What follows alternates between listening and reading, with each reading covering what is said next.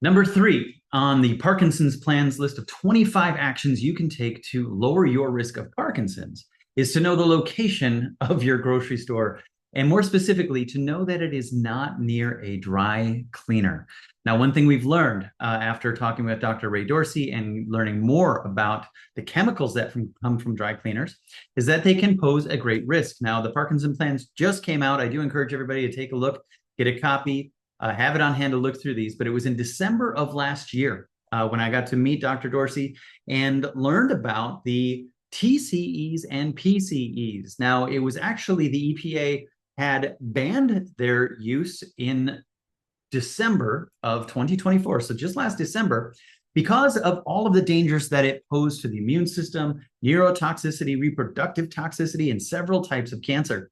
But it was actually just in July that the EPA opened up a 30-day public comment on this, and this is July of 2025. And the EPA has set a 10-year phase-out rule for the PCA in dry cleaning to eliminate the risk to people who work or spend considerable time at dry cleaning facilities. Now, in fact, in Germany, PCA, which dissolves in fat, has been found in dairy products in the supermarkets near the dry cleaners.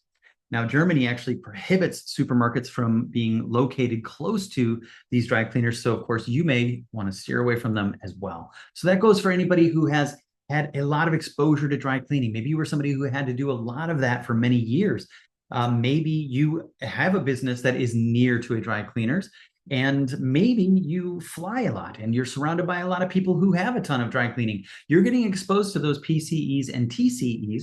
So whatever you can do to reduce that, and then we're going to talk later about what you can do to help your body clear those chemicals that have clearly been exposed to you. But this is one thing on that list that I think everybody should know about. Steer clear of those as best you can. There are green ones out there, green dry cleaners that are going to be a good example.